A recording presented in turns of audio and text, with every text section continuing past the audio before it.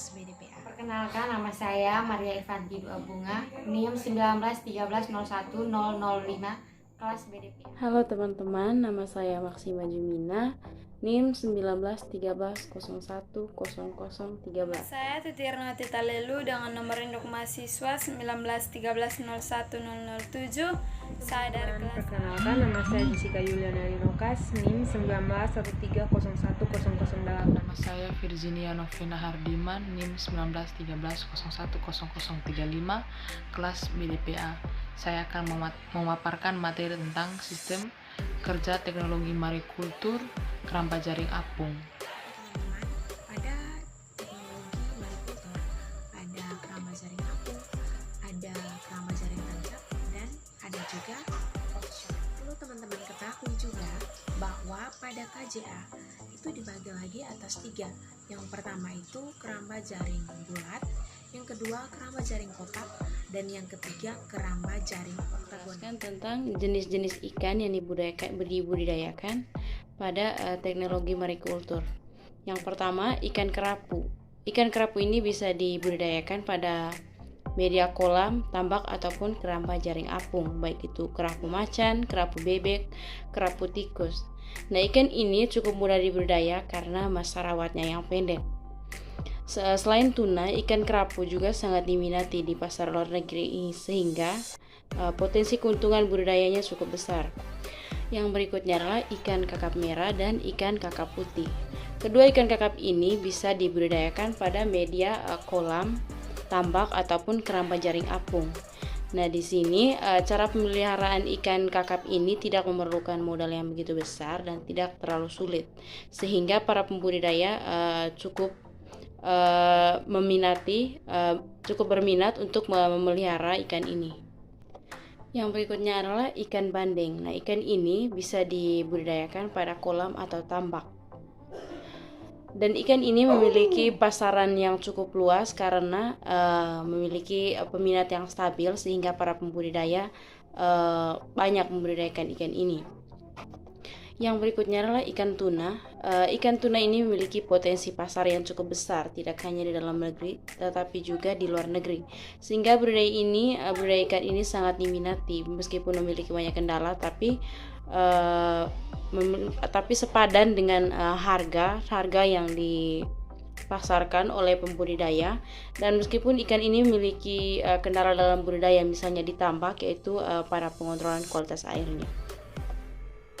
Yang berikutnya adalah ikan bawal. Ikan bawal ini bisa dibudidayakan di kolam atau tambak. Nah, budidaya ikan ini cukup mudah dilakukan dan tidak memerlukan modal yang besar, dan karena ikan ini bisa dibudidayakan di kolam terpal. Yang berikutnya adalah ikan baronang. Ikan baronang ini dibudidayakan di kolam atau tambak maupun KJA. Nah, kendala yang ditemui dalam budidaya ini yaitu ketersediaan benih, dan budidaya mesti dilakukan di dekat laut jika menggunakan metode budidaya tambak ataupun kolam. Jadi mesti dilakukan di sekitar laut. Dan yang terakhir adalah ikan tenggiri. Ikan tenggiri ini bisa dibudidayakan dalam kolam ataupun keramba jaring apung. Nah, ikan tenggiri ini memiliki permintaan yang stabil karena peminatnya masih sangat banyak. Di sini saya akan menjelaskan tentang kelebihan keramba jaring apung. Yang pertama adalah mempermudah proses penyurtiran. Dengan menggunakan sistem keramba jaring apung akan mempermudah dan mempercepat proses penyurtiran, karena bagi yang memiliki kolam di dataran rendah, khususnya yang kesulitan membuang air dalam kolam, akan sangat terbantu sekali ketika akan melakukan proses penyurtiran ikan. Yang kedua, mempercepat proses panen.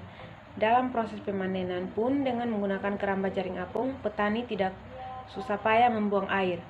Pemanen dilakukan sama halnya ketika melakukan proses penyurtiran, yang tentunya proses panen akan lebih cepat dan tidak perlu mengeluarkan tenaga ekstra.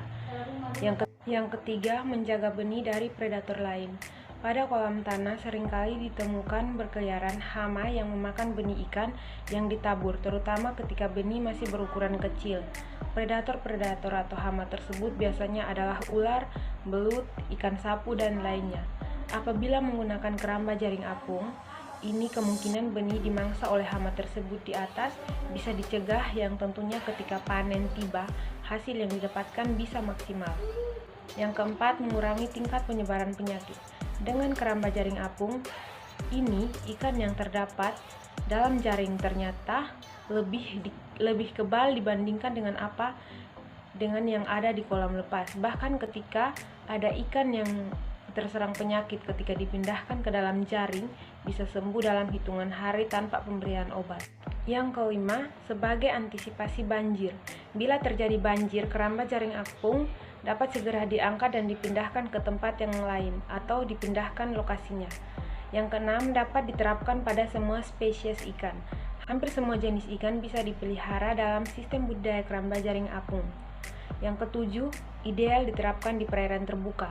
Pada daerah yang terbuka dan kondisi perairannya bagus dan tidak tercemar, sangatlah tepat menerapkan sistem budidaya keramba jaring apung. Kelemahan atau kekurangan dari KJA yaitu yang pertama, butuh modal tambahan, yang kedua, tambahan pakan, dan yang ketiga, harus melakukan pengecekan jaring.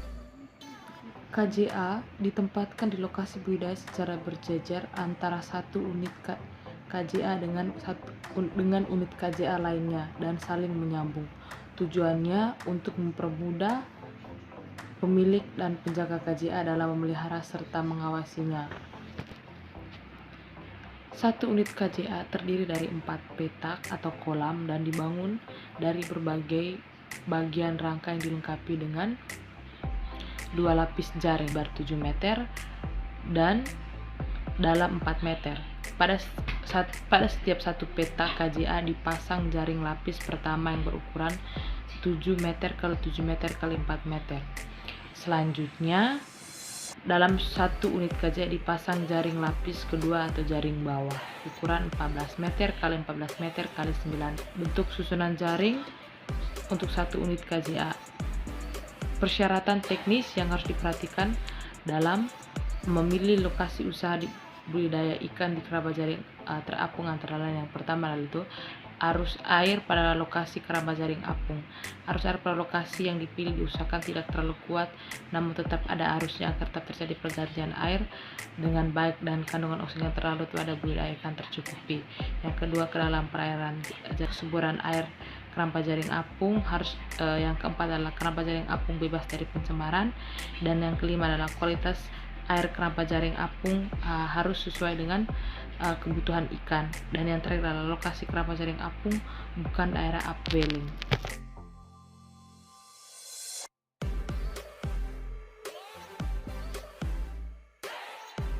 Pengembangan KZA. KZA dimulai pada tahun 2017. Tahap awal pengembangan keramba jaring apung sebanyak 3 unit atau 3 lokasi, yaitu yang pertama Jawa Tengah, yang kedua pantai selatan Jawa, dan yang ketiga Sabang atau Aceh. Pembangunan keramba jaring apung lepas pantai diharapkan dapat mengoptimalkan pemanfaatan potensi lahan budidaya laut di Indonesia, sehingga kini lahan budidaya laut baru termanfaatkan 281.000 hektar atau 2% dari total potensi budidaya laut yang diharapkan mencapai 12,8 juta hektar. Yang kedua, keramba jaring offshore.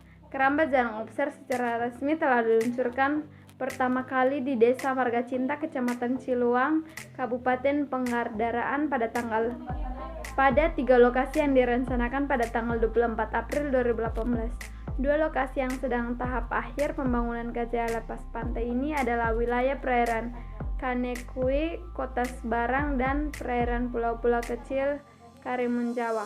Pembangunan fasilitas lengkap KJA offshore menelan investasi negara dengan besar, yang sangat besar. KJA, harapan dari KJA nilai keekonomiannya dapat mencapai 181 miliar dalam satu siklus produksi atau 8 bulan. Asumsi yang digunakan untuk mererut keuntungan adalah bibit baramudi yang ditebar 120 sampai 150 ekor akan menghasilkan 945 ton per lokasi dibandingkan dengan perkiraan produksi ton pada 2016 dengan mencapai 564 ton per lokasi. Ketiga, keramba jaring tancap. Lokasi yang cocok untuk budidaya rumput laut, daya dukung perairan untuk kedua komoditi tersebut, dan kelihatan ekonomis budidaya rumput laut. Lokasi kegiatan bertempat di beberapa desa dan perairan yang ada di Kabupaten Natuna, yaitu Desa Kalarik, Desa Pengadah, Desa Kalangah, Desa Tanjung, Desa Sepampang, Desa Cemagah, dan perairan sekitar. Analisis spesial dengan pemanfaatan aplikasi sistem informasi geografis guna menentukan lokasi yang cocok untuk keramba jaring tancap dan budidaya rumput laut. Hasil dari analisis memperlihatkan bahwa luas kesesuaian kawasan budidaya rumput laut adalah sangat sesuai, seluas 68.492 hektar sesuai seluas dengan 97.421 hektar tidak sesuai seluas 60.968 hektar. Untuk kesesuaian kawasan budidaya keramba jaring tancap adalah sangat sesuai seluas 70.692 hektar sesuai seluas 68.517 hektar tidak sesuai seluas 61.323 hektar.